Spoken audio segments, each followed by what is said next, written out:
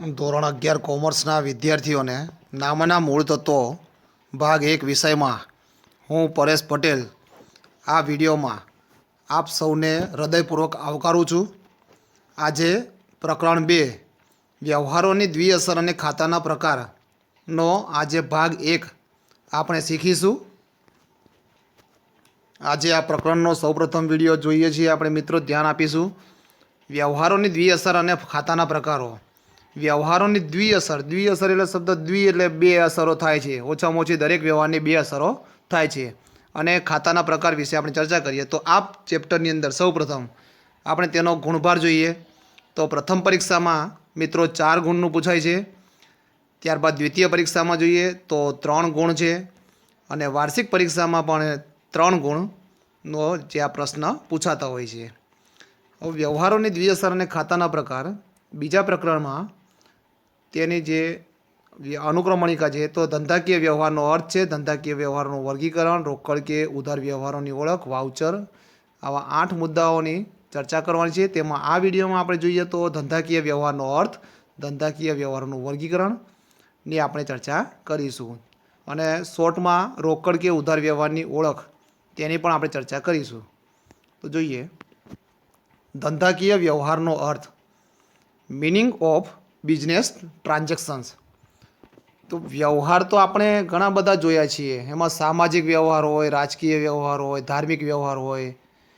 વ્યવહાર એટલે કે લેવડ દેવડ, પરંતુ આ ધંધાકીય વ્યવહાર છે એટલે ધંધાને લગતા વ્યવહારો છે, ધંધાને લગતી લેવડ દેવડ।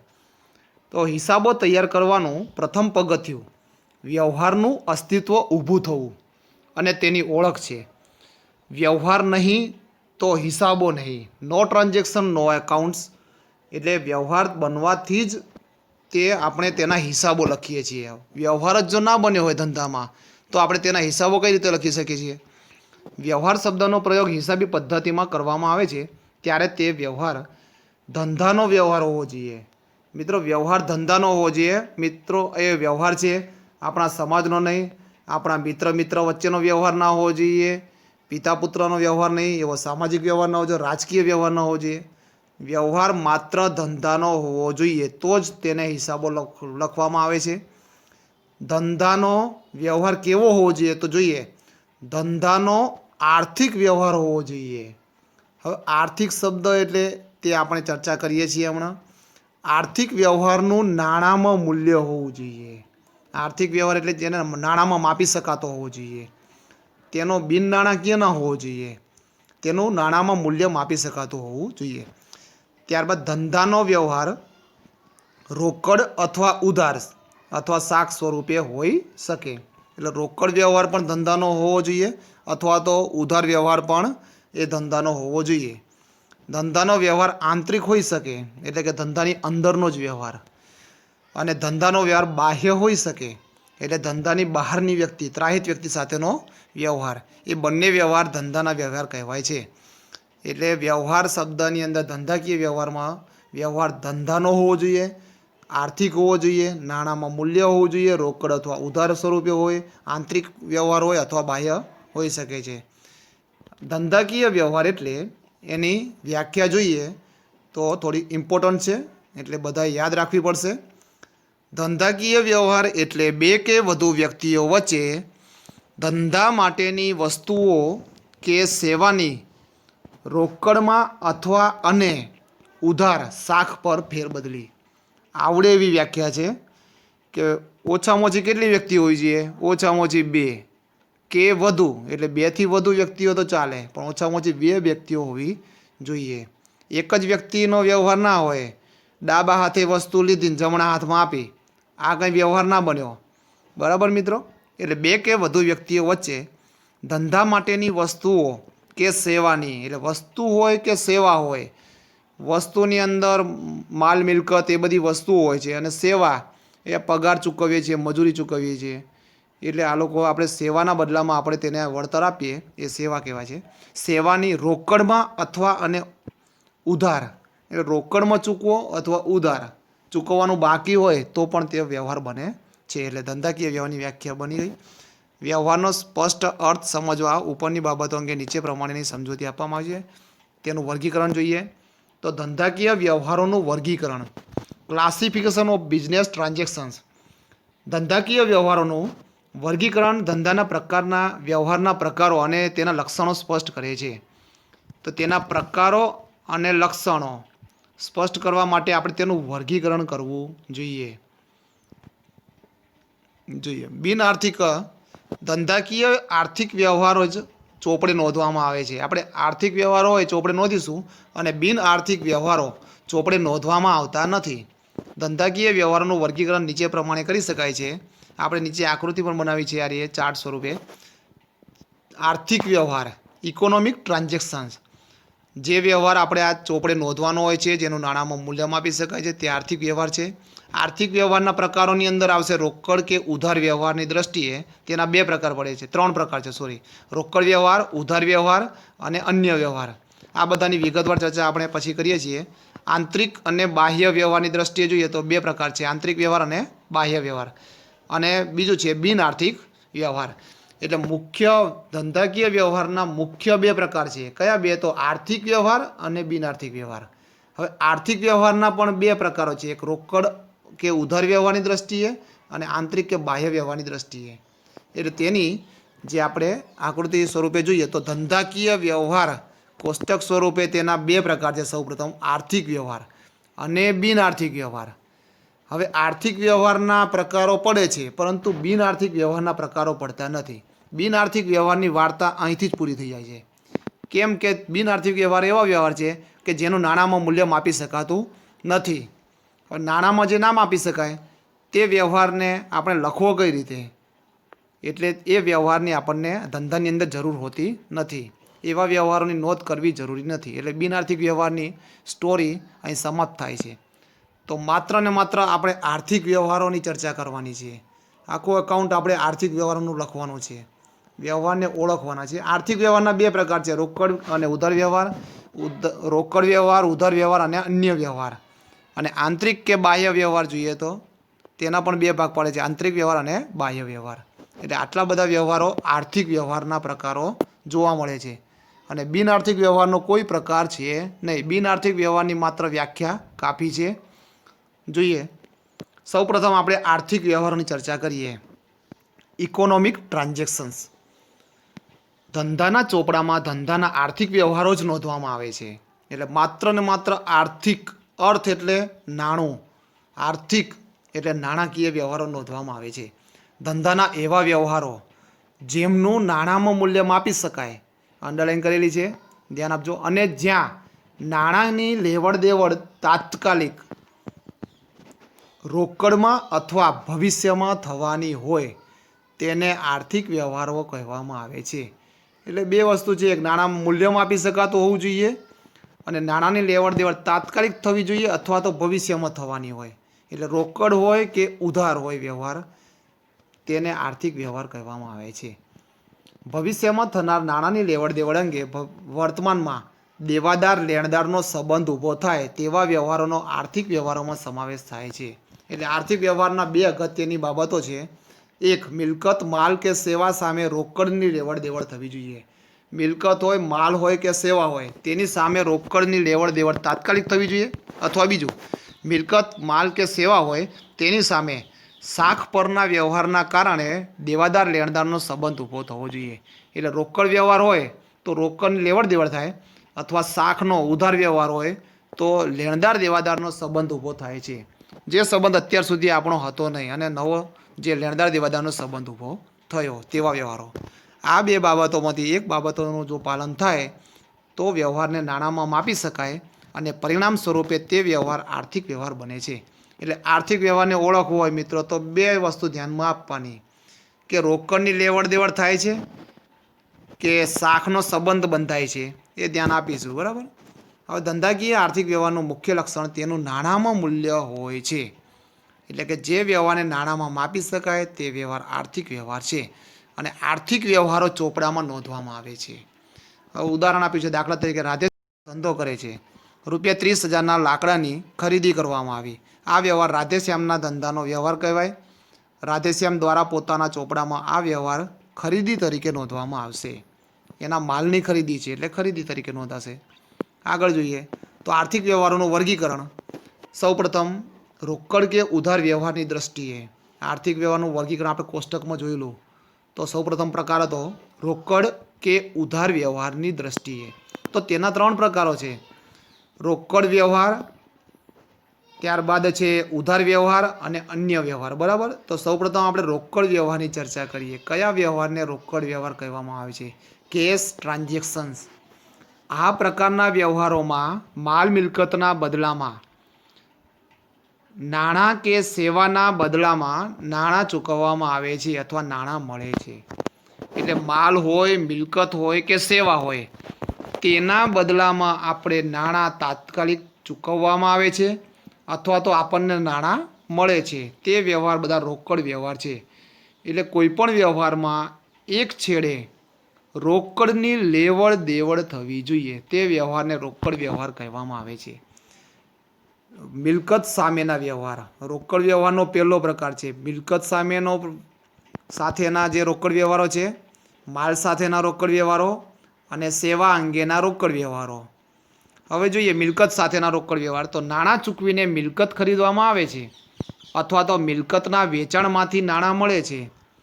એટલે આપણે ટૂંકમાં કોઈ જમીન ખરીદી, બરાબર, તો જમીન આવે અને નાણાં જાય, તો એ આર્થિક વ્યવહાર થયો. કેવો આર્થિક વ્યવહાર? તો રોકડ આર્થિક વ્યવહાર થયો.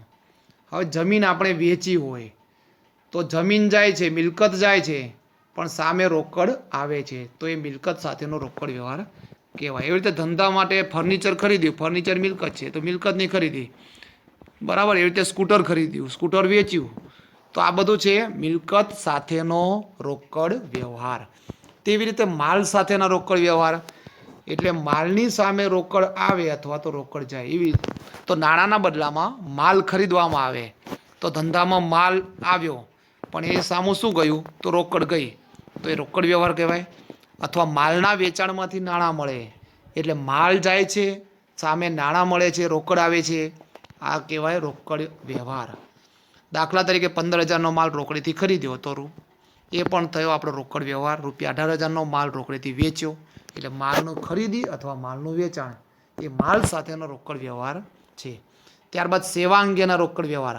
ધંધાની અંદર ઘણી બધી સેવાઓ આપણે મેળવતા હોઈએ અથવા સેવાઓ આપતા હોઈએ, તેના બદલામાં રોકડ આવે અથવા રોકડ જાય. તો નાણાંના બદલામાં સેવા લેવામાં આવે છે અથવા સેવાના બદલામાં નાણાં મળે છે. દાખલા તરીકે આપણા ધંધાની અંદર કેટલાક કામદારો, કર્મચારીઓ છે એને આપણે પગારના ₹12,000 ચૂકવ્યા એટલે પગાર સેવા છે. પગાર માલ નથી, પગાર મિલકત નથી, તો પગાર શું છે? સેવા છે, સર્વિસ. એને આપણે ઘણી વખત કહીએ છીએ ને કે સર્વિસ શબ્દ વાપરીએ છીએ. સર્વિસ એટલે સેવા. ત્યારબાદ દલાલીના મળ્યા. ₹9,000 આપણને દલાલીના મળ્યા. તો દલાલી શું છે? આપણે કોઈની સેવા કરી છે, આપણે કોઈનું કામ કર્યું છે, એના બદલામાં આપણને વળતર મળ્યું દલાલી સ્વરૂપે, તો એ સેવા કરી છે આપણે, તો દલાલીના મળ્યા. સેવાના બદલામાં રોકડ મળી. જ્યાં ડૉક્ટરો તેમની ફી લે છે, એ ડૉક્ટરો તેની સેવા આપે છે દર્દીઓને, બરાબર, એ સેવાના બદલામાં રોકડ મેળવે છે. વકીલ પણ શું કરે છે? એ પણ સલાહ સૂચન આપે છે, એ સેવા આપે છે, તો તેના સેવાના બદલામાં રોકડ વ્યવહારો તેના થાય છે. નોંધ જોઈએ તો અહીં સેવા એટલે ધંધાના વ્યવહારોમાં ભૌતિક મિલકત સિવાય કામના બદલામાં જ્યારે નાણાં ચૂકવાય અથવા નાણાં મળે તેવા વ્યવહારોને સેવા તરીકે ઓળખવામાં આવે છે, બરાબર. તેથી સેવાનો અર્થ અહીં જુદો છે. સેવા એટલે બિલકુલ કોઈ આપણે બીમાર વ્યક્તિની સેવા કરીએ, પાણીની પરબ બનાવીએ, એ સેવાની વાત નથી. અહીં આપણે એવું કામ કરવાનું છે કે જેના બદલામાં નાણાં પણ મળે, આ તે સેવા છે, બરાબર. કોઈના પગ દબાવવાના, આ સેવા થઈ, પણ એ તો બિન આર્થિક વ્યવહાર થયો, એમાં નાણાંની લેવડ દેવડ થતી નથી, બરાબર. આપણે આર્થિક વ્યવહારોમાં જે સેવા શબ્દનો ઉલ્લેખ છે તેની વાત કરીએ છીએ. હવે તેના પછીનું દેવા લેણા સાથેના વ્યવહારો. હવે ઘણી વખત રોકડમાં દેવા કે લેણા આપણે ચૂકવવા હોય તો ત્યારે પણ આપણે એ પતાવટ માટેના રોકડના જે ઉધાર વ્યવહારોની સમાવેશ થાય છે. જોઈએ તો દેવા લેણા સાથેના વ્યવહારો ભૂતકાળમાં લીધેલ મિલકતો, માલ કે સેવાના નાણાં ચૂકવવાના બાકી હોય તો તે આપણું દેવું કહેવાય. બરાબર, કોઈ વ્યક્તિને આપણે પૈસા ચૂકવવાનું બાકી હોય તો દેવું થયું. હવે તેના નાણાં વર્તમાનમાં ચૂકવવામાં આવે છે તો તે નાણાંને આપણે ચૂકવવા, એટલે વાત થઈ એ આપણું દેવું ચૂકવવા માટેનો રોકડ વ્યવહાર. ત્યારબાદ જોઈએ તો બીજા કૌંસમાં આપ્યું છે, ભૂતકાળમાં આપેલ માહિતી, આપેલ મિલકત, માલ કે સેવાના નાણાં મળવાના બાકી હોય તે આપણું લેણું કહેવાય. અને તેના નાણાં આપણને વર્તમાનમાં મળે છે. એટલે કોઈ ગ્રાહક આપણી પાસેથી ઉધાર બાકી માલ લઈ ગયો હોય અને તેના નાણાં આપણને આપે તો અત્યારે આપણે એને રોકડ વ્યવહાર તરીકે ગણીશું. દાખલા તરીકે રમીલા પાસે ખરીદેલ માલના નાણાં ₹3,000 ચૂકવવાના બાકી હતા, તે ચૂકવ્યા. એટલે અત્યારે તે ચૂકવીશું ત્યારે તેનો રોકડ વ્યવહાર તરીકે તેની નોંધ થશે. રોકડમાં વ્યવહારોના બદલે બેંક દ્વારા એટલે ચેકથી વ્યવહારો કરવામાં આવે તો પણ તેનો સમાવેશ રોકડ વ્યવહાર તરીકે કરવામાં આવશે. હવે અત્યારે કેશલેસ સર્વિસ પણ થઈ ગઈ છે. ઓનલાઈન ટ્રાન્ઝેક્શન કરવામાં આવે છે, પેટીએમ દ્વારા, ગૂગલ પે દ્વારા, ભીમ એપ દ્વારા, મોબીક્વિક દ્વારા, આવી ઘણી બધી એપ્લિકેશનો દ્વારા આપણે સીધા યુપીઆઈ દ્વારા ખાતાની અંદર ટ્રાન્સફર કરીએ છીએ. તો આ વ્યવહાર પણ રોકડ વ્યવહાર તરીકે ગણીશું. કોઈ વ્યક્તિને આપણે ચેક આપીશું તો તે પણ રોકડ વ્યવહાર છે. કારણ કે પૈસા તો આપણા જવાના છે ને, રોકડા જશે આપણા હાથમાંથી અથવા તો બેંકમાંથી જશે, બંને સરખું જ છે. એ બધા રોકડ વ્યવહાર કહેવાશે. ત્યારબાદ હવે ઉધાર વ્યવહાર. આર્થિક વ્યવહારનો એક પ્રકાર છે કે ઉધાર વ્યવહાર અથવા શાખનો વ્યવહાર, ક્રેડિટ ટ્રાન્ઝેક્શન. આ પ્રકારના વ્યવહારોમાં માલ, મિલકત કે સેવાના થયેલા ખરીદ વેચાણના વ્યવહારોમાં તરત જ ઓન ધ સ્પોટ રકમ ચૂકવવામાં આવતી નથી. એટલે જ્યારે આપણે માલ ખરીદીએ કે માલ વેચીએ એ વખતે રોકડની લેવડ દેવડ થતી નથી. આ ખરીદ વેચાણમાં નાણાં ભવિષ્યમાં ચૂકવવાના હોય છે. એટલે વાયદો કરવામાં આવે છે. આપણે ગ્રાહક બનીને ક્યાંક ગયા હોઈએ તો આપણે શું કરીએ છીએ કે ભાઈ અઠવાડિયા પછી તમને પૈસા આપીશું, મહિને આપીશું, 2 મહિને આપીશું. વ્યવહાર માલ, મિલકત કે સેવાની આપલે વર્તમાનમાં થાય છે. યાદ રાખવાનું, આપણે શું કરીએ છીએ, માલ કે મિલકત કે સેવા એ વર્તમાનમાં લઈ લઈએ છીએ અથવા આપીએ છીએ, પરંતુ નાણાંની ચૂકવણી થતી નથી. તેના હિસાબોની પતાવટ ભવિષ્યમાં થાય છે. તો આ વ્યવહારોમાંથી એક સંબંધ બંધાય છે. કેવો સંબંધ? દેવાદાર લેણદારનો સંબંધ. એક વ્યક્તિ દેવાદાર બને છે અને બીજી વ્યક્તિ લેણદાર બને છે. બરાબર. ટૂંકમાં વર્તમાનમાં માલ, મિલકત કે સેવાનું ખરીદ વેચાણ થાય અને ભવિષ્યમાં નાણાં ચૂકવવાના કે લેવાના થાય તેવા વ્યવહારોને ઉધાર વ્યવહારો કહેવામાં આવે છે. આ અહીં તમારે કૌંસ કરી દેવાનો છે ચોપડીની અંદર, કારણ કે આ તેની વ્યાખ્યા છે. ઉધાર વ્યવહારની વ્યાખ્યા કઈ છે કે વર્તમાનમાં માલ, મિલકત, સેવાનું ખરીદ વેચાણ થાય અને ભવિષ્યમાં નાણાં ચૂકવવાના કે લેવાના થાય તેવા વ્યવહારોને ઉધાર વ્યવહારો કહેવામાં આવે છે. હવે એના ઉદાહરણ જોઈએ તો કલ્પનાને ₹4,000નો માલ ઉધાર વેચ્યો. ઉધાર શબ્દ આવી ગયો તો આપણે તે ઉધાર વ્યવહાર થયો. ઉધાર વ્યવહારની ઓળખ આપણે સમજાવીશું તમને કઈ રીતે ઓળખવો. તેમાં વ્યક્તિનું નામ આપ્યું હોય, બરાબર, ફરજિયાત આપી જશે. કોઈ પણ ઉધાર વ્યવહાર હોય તો તેમાં વ્યક્તિનું નામ હોય ને હોય જ. વ્યક્તિનું નામ ના હોય તો તે ઉધાર વ્યવહાર કહેવાય નહીં. બરાબર. અથવા ઉધાર શબ્દ જ આપ્યો હોય સીધો તો તે ઉધાર વ્યવહાર કહેવાય છે. કલ્પના ધંધાની દેવાદાર બને છે અને કલ્પના માટે ધંધો લેણદાર બને છે. દીપિકા પાસેથી ₹6,000નો માલ ખરીદ્યો તો દીપિકા લેણદાર બની. જે વ્યક્તિ પાસેથી આપણે લાભ લીધો એટલે લાભ આપનાર વ્યક્તિ કોણ કહેવાય? તો લેણદાર છે. અને ધંધો એ દીપિકા માટે દેવાદાર બને છે. આપણે ધંધો છે એ દેવાદાર બને છે. હવે અન્ય વ્યવહાર એવા છે કે જે રોકડે નથી વ્યવહાર અને ઉધાર વ્યવહાર પણ નથી. એવા વ્યવહારો ધંધાની અંદર નોંધવામાં આવે છે અધર ટ્રાન્ઝેક્શન તરીકે. જોઈએ તો આ પ્રકારના વ્યવહારો ઉપર દર્શાવેલ 2 પ્રકારોમાં સમાવિષ્ટ થતા નથી. ના રોકડ હોય ના ઉધાર હોય તો તે છે અન્ય વ્યવહાર. આ રોકડ કે ઉધાર વ્યવહારો નથી, આ વિશિષ્ટ વ્યવહારો છે. આ વ્યવહારોની ચોપડે નોંધ થાય છે. તો જોઈએ દાખલા તરીકે અકસ્માતમાં માલ નાશ પામવો. હવે આપણે ક્યાંકથી માલ ખરીદ્યો હોય, દૂરથી બીજા રાજ્યોથી ખરીદ્યો હોય, બીજા શહેરમાંથી ખરીદ્યો હોય કે આંતરરાષ્ટ્રીય અન્ય દેશમાંથી ખરીદ્યો હોય અને આવતા આવતા અકસ્માત થયો અને માલ નાશ પામ્યો, અથવા અન્ય રીતે વરસાદમાં માલ નાશ પામ્યો, અથવા આગથી નાશ પામ્યો, કોઈ પણ રીતે પૂર આવ્યું કે ધરતીકંપથી માલ નાશ પામ્યો, તો આ બધું અકસ્માતમાં માલ નાશ પામવો. તો આ તો રોકડ વ્યવહારે ના થયો, ના ઉધાર વ્યવહાર થયો, તો શું આને નોંધવો કે ના નોંધવો? અરે ધંધામાંથી માલ જાય છે એટલે માલની નોંધ થવી જોઈએ. માલ ચોરાઈ જવો તો ના લખીએ. ચોરનું નામ તો આપણને ખબર ના હોય, બરાબર? એટલે આપણે શું કરીએ, માલ ચોરાઈ ગયો એ ધંધાનું નુકસાન થાય છે. નુકસાન તરીકે માલનો તેની એન્ટ્રી કરવી પડશે. માલ ધંધામાંથી જાય છે એટલે આપણે તેની એન્ટ્રી કરવી પડશે. દાનમાં માલ આપવો. તમે કોઈ મંદિરમાં ધર્માદામાં તમારો માલ આપ્યો તો આપણે તેને નોંધવો જરૂરી છે, કારણ કે ધંધામાંથી એટલો માલ જાય છે, માલનો સ્ટોક ઘટે છે. એટલે આપણે નોંધીશું તો જ ખબર પડશે હિસાબોમાં, નહીંતર આ માલ ગયો ક્યાં છેલ્લે ભૂલ પડશે તમારે. એટલે દાનમાં માલ આપ્યો હોય, ધર્માદામાં ગમે ત્યાં આપ્યો હોય તો આપણે તેની નોંધ કરવાની છે. જાહેરાતમાં માલ આપવો તે પણ અન્ય વ્યવહાર છે, તેની પણ નોંધ થશે. અથવા કોઈ મિલકતને નુકસાન થાય, મિલકત બિનઉપયોગી થાય, ઘસારો થાય, આ બધા વ્યવહારો છે એ અન્ય પ્રકારના વ્યવહારો છે જેની નોંધ થાય છે. હવે આંતરિક અને બાહ્ય વ્યવહાર, આર્થિક વ્યવહારના જ પ્રકારો છે આપણે જોયા. આર્થિક વ્યવહારના પહેલા પ્રકાર જોયા તો રોકડ વ્યવહાર, બિનરોકડ અથવા શાખનો વ્યવહાર અને અન્ય વ્યવહાર, 3 જોયા.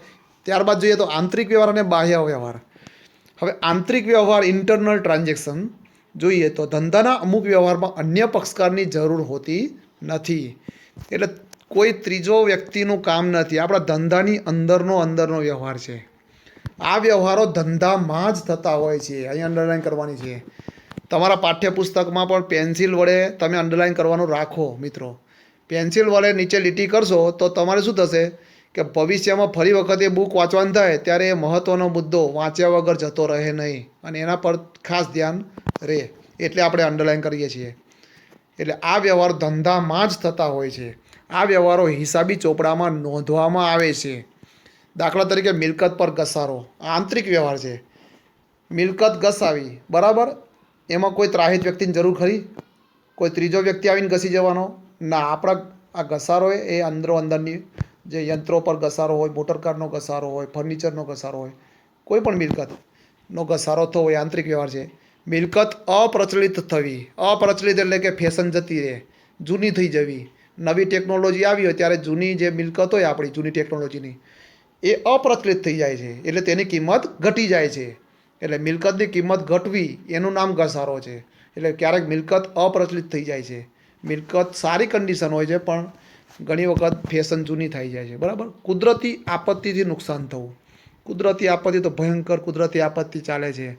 અત્યારે વરસાદ હોય, ખૂબ વરસાદમાં નુકસાન થાય, કે દુષ્કાળ પડી જાય તેમાં નુકસાન, ગમે તે કોઈ કુદરતી આપત્તિથી નુકસાન થવું, ધરતીકંપ થઈ જાય, બરાબર? ચલો, તો તે આંતરિક વ્યવહાર છે. આમાં કોઈ અન્ય વ્યક્તિનો ફાળો નથી, એ કુદરતને આધીન હોય છે ઘણી વખત. આ બધા ધંધાના આર્થિક પરંતુ બિનરોકડ વ્યવહાર છે. હવે જોઈએ તો બાહ્ય વ્યવહાર, એક્સટર્નલ ટ્રાન્ઝેક્શન, એટલે ધંધાની બહારની વ્યક્તિ દ્વારા. આ વ્યવહારો ધંધા અને અન્ય પક્ષકારો વચ્ચેના વ્યવહારો છે. આ વ્યવહારો ધંધાના આર્થિક વ્યવહારો છે. આ વ્યવહારો હિસાબી ચોપડામાં નોંધવામાં આવે છે. દાખલા તરીકે ગ્રાહકોને માલનું વેચાણ કરવું. તો ગ્રાહક કોણ છે? ધંધાનો વ્યક્તિ છે? ના, ધંધાની બહારનો વ્યક્તિ છે. બહારથી આવેલો ગ્રાહક, એની જોડે આપણે વેચાણ કરીએ છીએ. કામદારોને મજૂરી ચૂકવવી. તો કામદાર શું ધંધાનો છે? ના, કામદાર એ બહારની વ્યક્તિ છે, તેને આપણે મજૂરી ચૂકવીએ. બેંકમાંથી મળેલ વ્યાજ, તો બેંક બહારની વ્યક્તિ છે, એટલે બાહ્ય વ્યવહાર કહેવાય. વીમા પ્રીમિયમ ચૂકવેલ રકમ, એટલે વીમા પ્રીમિયમ એટલે વીમા કંપની. વીમા કંપની કોણ છે? તો બાહ્ય વ્યવહાર, ત્રીજી વ્યક્તિ છે, ત્રાહિત વ્યક્તિ. યંત્રની ખરીદી કરવી, તો યંત્રની ખરીદી જે દુકાનમાંથી ખરીદી હોય તો એ બાહ્ય વ્યવહાર છે. બેંકમાં રોકડા ભરવા, એ બેંક પણ બાહ્ય વ્યવહાર છે. હવે આપણે જોઈએ તો બિન આર્થિક વ્યવહારો. આર્થિક વ્યવહારોના પ્રકારોની આપણે ચર્ચા કરી. હવે બિન આર્થિક વ્યવહાર એટલે નોન ઇકોનોમિક ટ્રાન્ઝેક્શન. ધંધાના હિસાબી ચોપડામાં ધંધાના ફક્ત આર્થિક વ્યવહારો જ નોંધવામાં આવે છે. બિન આર્થિક વ્યવહારો ચોપડે નોંધવામાં આવતા નથી. બિન આર્થિક વ્યવહારોનું હિસાબોની દ્રષ્ટિએ કોઈ મહત્વ નથી.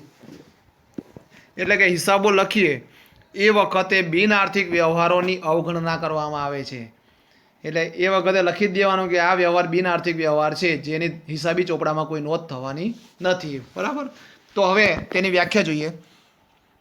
બિન આર્થિક વ્યવહારો એટલે એવા વ્યવહારો જેમનું નાણાંમાં મૂલ્ય માપી શકાતું નથી.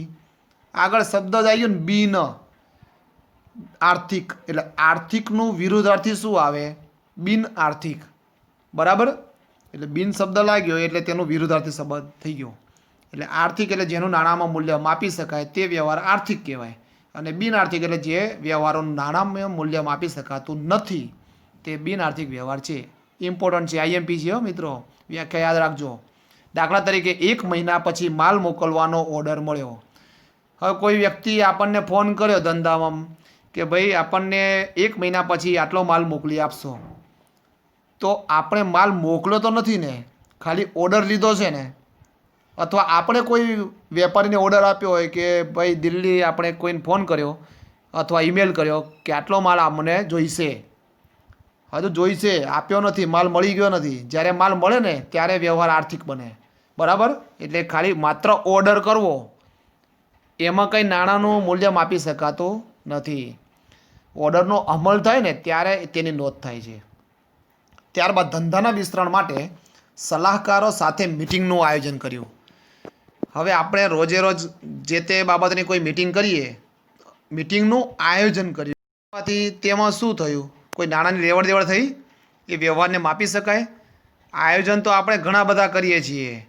આપણે સપનું જોયું હોય તો સપનોનું શું મૂલ્ય હોય? હવે મિટિંગનું આયોજન કરવું, એ આયોજન કરવાથી પૈસા ખર્ચ થતા નથી. જ્યારે મિટિંગ કરીએ ત્યારે જે કોઈ ખર્ચ થયો હોય તો તેની નોંધ કરવામાં આવે છે. બરાબર. એટલે માત્ર ઓર્ડર હોય, માત્ર આયોજન કર્યું હોય તો તે બિન આર્થિક વ્યવહાર છે.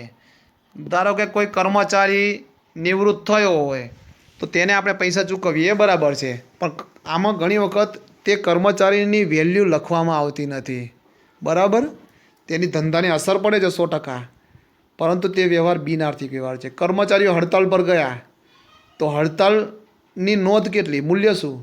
ઘણું બધું ધંધાને નુકસાન થાય છે, પણ એ તેની નોંધ થતી નથી. બરાબર. એ બિન આર્થિક વ્યવહાર છે. આમ ધંધાના આર્થિક અને બિન આર્થિક વ્યવહારોની જાણકારી હિસાબો લખવામાં આપણે સરળતા ઊભી કરે છે. હવે આપણે એક ઉદાહરણ જોઈ લઈએ. સ્વાધ્યાયના દાખલા આપણે પછી જોઈશું, પણ આજે આ સિમ્પલ એક ઉદાહરણ દ્વારા આપણે જોઈએ કે આ વ્યવહાર આર્થિક છે કે બિન આર્થિક છે. તે આપણે તેનું કારણ સ્પષ્ટ કરો. આ જાણવાનું છે, આર્થિક છે કે બિન આર્થિક છે, તેનું કારણ સહિત આપણે તેને ઓળખીએ. તો સૌપ્રથમ વ્યવહાર જોઈએ. ₹10,000ની મિલકત ખરીદીએ. હવે મિલકત તમે ખરીદી છે, આ વ્યવહારમાં રોકડની આપણે થતી હશે, આપણે માની લઈએ. કેમ કે આમાં વ્યક્તિનું નામ નથી, એટલે આ વ્યવહાર રોકડ વ્યવહાર છે. મિલકત સામે તમે રોકડ આપી હશે, એટલે આર્થિક વ્યવહાર બને છે. જો વ્યવહાર ₹10,000ની મિલકત ખરીદી, તો આર્થિક કે બિન આર્થિક? તો આ છે મિત્રો આર્થિક વ્યવહાર. કેમ? તો તેનું કારણ છે કે મિલકત સામે રોકડ ચૂકવી છે. એટલે કાં તો રોકડ ચૂકવો, કાં તો રોકડ ન ચૂકવો, લેણદાર દેવાદારનો સંબંધ ઊભો થવો જોઈએ. આ બે જ વસ્તુ ધ્યાનમાં રાખવાની છે. નીચે જોઈ લઈએ, નોંધ જોઈ લો ખાસ કરીને. આર્થિક વ્યવહાર નક્કી કરવા માટે નીચેના 2 પ્રશ્નોમાંથી એક પ્રશ્નનો જવાબ હા હોય તો આર્થિક વ્યવહાર ગણાય છે, નહીંતર બિન આર્થિક વ્યવહાર ગણાય. કયા 2 પ્રશ્નો આપણા મગજમાં વિચાર લેવાના? એ 2માંથી એક પ્રશ્નનો જવાબ હા હોવો જોઈએ તો આર્થિક વ્યવહાર. હવે નીચે જુઓ કે રોકડની લેવડ દેવડ થઈ છે. જો હા તો વ્યવહાર આર્થિક. અથવા બીજો પ્રશ્ન છે, દેવાદાર લેણદારનો સંબંધ અસ્તિત્વમાં આવ્યો છે. જો હા હોય તો આર્થિક. આ 2માંથી કોઈ પણ એક વ્યવહાર હોય તો તે આર્થિક વ્યવહાર ગણવામાં આવે છે. હવે આપણે પ્રશ્ન જોઈશું, એ મનમાં વિચારીશું. ₹12,000ની મિલકત રાધા પાસેથી શાખ પર ખરીદી. હવે શાખ પર ખરીદી અને કોની પાસેથી? રાધા પાસેથી. એટલે વ્યક્તિનું નામ છે અને શાખ પર ખરીદી છે, એટલે આપણે ઉધાર માલ ખરીદ્યો છે, ઉધાર મિલકત ખરીદી છે. તે એટલા માટે દેવાદાર લેણદારનો સંબંધ ઊભો થાય છે. એક પ્રશ્ન. બીજો પ્રશ્ન છે, તો દેવાદાર લેણદારનો સંબંધ ઊભો થાય છે? તો હા. તો તો એક પ્રશ્નનો જવાબ હા થયો, એટલે આ વ્યવહાર આર્થિક ગણાય છે. હવે 20,000 રૂપિયામાં મિલકત વેચી તો રોકડની લેવડ દેવડ થઈ છે ને મિત્રો? હા, તો આપણે જે છે આર્થિક વ્યવહાર કહી શકાય. એટલે મિલકત સામે રોકડ મળી છે તેનું કારણ છે. ત્યારબાદ ₹22,000માં મિલકત મીરાને શાખ પર વેચી, એટલે મિલકત જાય છે પરંતુ મીરા સાથે આપણે પૈસા લેવાના બાકી છે, એટલે મીરા સાથે દેવાદાર લેણદારનો સંબંધ ઊભો થાય છે. એક વ્યક્તિ દેવાદાર બની, બીજી લેણદાર બની. મીરા દેવાદાર બની અને આપણે લેણદાર બન્યા, એટલે આર્થિક વ્યવહાર કહેવાય. ₹8,000 મજૂરીના ચૂકવ્યા, તો આ વ્યવહાર કેવો છે? સેવા સામે. આ મજૂરી છે ને એ સેવા છે, એટલે સેવા સામે રોકડ વ્યવહાર, એટલે સેવા સામે રોકડ ચૂકવી છે એ આર્થિક વ્યવહાર કહેવાય છે. ત્યારબાદ ₹9,000 ભાડાના મળ્યા, તો સેવા સામે રોકડ મળી છે. આપણે કોઈની સેવા કરી છે અને તેના બદલામાં આપણને ભાડું મળ્યું, એટલે રોકડા રૂપિયા મળ્યા, એ આર્થિક વ્યવહાર કહી શકાય છે. ₹15,000નું દેવું ચૂકતે કર્યું, તો આપણે કોઈ વ્યક્તિને ચૂકવવાના બાકી હોય અને દેવું હોય, એ દેવું આપણે રોકડમાં ચૂકવ્યું, તો દેવું રોકડમાં ચૂકવ્યું એનું કારણ છે અને તે આર્થિક વ્યવહાર છે. આ આર્થિક તમામ વ્યવહારો આપણે ઉપરના 7 જોયા, અને 8મો વ્યવહાર પણ જોઈ શકીએ છીએ. ₹18,000નું લેણું પરત મળ્યું. આપણે રૂપિયા લેવાના બાકી હોય એ લેણું કહેવાય, અને લેણું મળ્યું એ રોકડા રૂપિયા મળ્યા, એટલે લેણું રોકડમાં મળ્યું એ કારણ છે અને તે આર્થિક વ્યવહાર કહી શકાય છે. તો આ 8 વ્યવહારો છે એ તમામે તમામ આર્થિક વ્યવહાર છે, તેની હિસાબોની અંદર આપણે નોંધ કરવી પડશે. કારણ કે રોકડની લેવડ દેવડ થાય છે અથવા તો દેવાદાર લેણદારનો સંબંધ બંધાય છે. આ બેમાંથી એક પ્રશ્નનો જવાબ હામાં મળ્યો છે. ત્યારબાદ 9મી એન્ટ્રી જોઈશું હવે, તો ₹10,000ના માલના ઓર્ડરનું વચન મળ્યું. હવે શું મૂલ્ય કહેવાય આનું? ઓર્ડરનું વચન. હવે આવા તો ઘણા બધા ઓર્ડર ધંધામાં મળતા હોય, ઘણા વચનો મળતા હોય, પણ તેનું પાલન થાય એ અગત્યનું છે. ઓર્ડર મળ્યો છે અને કંઈક અનિવાર્ય સંજોગ હોય, તમે જ્યારે ઓર્ડર મળ્યો એ વખતે તેની નોંધ કરી દીધી હિસાબમાં, ધારો કે બરાબર, અને હવે 4 દિવસ પછી કંઈક ન બનવાનું બન્યું ને તમે ઓર્ડર પૂરો ના કરી શકો, તો તમે શું કરશો? એ હિસાબોમાં લખેલી તમારી ભૂલને શું કરવી પડે? સુધારવી પડશે. એટલે ખરેખર ઓર્ડરનું પાલન થાય ને ત્યારે વ્યવહાર આર્થિક બને છે. ઓર્ડરનું વચન મળ્યું કે ઓર્ડર મળવો એ બિન આર્થિક વ્યવહાર છે. રોકડ વ્યવહાર પણ નથી અને નથી દેવાદાર લેણદારનો કોઈ સંબંધ ઊભો થતો, એટલે આ વ્યવહાર બિન આર્થિક છે. ત્યારબાદ એક મિલકત ખરીદવાનું આયોજન કર્યું. અરે આવા તો દિવસમાં તમે 100 આયોજન કરો છો. ખાલી આયોજન કરવાથી મિલકત આવી ગઈ તમારા ઘેર? ચલો મારે પ્લેન લેવું છે, શું પ્લેન આવી ગયું? ના. એ મિલકત ખરેખર તમારા ધંધામાં આવે ત્યારે જ તે આર્થિક વ્યવહાર બને છે. એટલે અત્યારે બિન આર્થિક વ્યવહાર છે. એનું કારણ છે કે રોકડ વ્યવહાર પણ નથી અને દેવાદાર લેણદારનો સંબંધ પણ નથી, એટલે કે ઉધાર વ્યવહાર પણ નથી, એટલે આ વ્યવહાર હિસાબી ચોપડામાં નોંધાતો નથી. એટલે ઓર્ડર મળવો, આયોજન કરવું, અને ત્રીજું છે છેલ્લું લાસ્ટ 11મું, વેચાણ વધારવા સેલ્સમેનો સાથે ચર્ચા વિચારણા માટે મિટિંગ ગોઠવી. મિટિંગ કરવી, સભા કરવી એ પણ બિન આર્થિક વ્યવહાર છે. ચર્ચા વિચારણા કરી અને મિટિંગ કરી આપણે અને છૂટા પડી ગયા, બરાબર, તો તેમાં કોઈ નાણાકીય મૂલ્ય તેને માપી શકાતું નથી. એટલે મિટિંગ કરવી, ગોઠવવી એ બધો બિન આર્થિક વ્યવહાર છે. તો આપણે જોયું મિત્રો આજે આર્થિક વ્યવહાર કોને કહેવાય અને બિન આર્થિક વ્યવહાર કોને કહેવાય. આર્થિક વ્યવહાર એટલે નાણાંમાં મૂલ્ય માપી શકાય. બિન આર્થિક વ્યવહાર એટલે કે જેમાં રોકડની કે દેવાદાર લેણદારનો સંબંધ બંધાતો નથી, તેવા વ્યવહારો એ બિન આર્થિક વ્યવહાર છે, હિસાબી ચોપડે નોંધાતા નથી. બસ આભાર મિત્રો. આજે આટલું ઇનફ છે. બીજું અન્ય આપણે કન્ટેન્ટ આવતા વિડીયોની અંદર નેક્સ્ટમાં જોઈશું.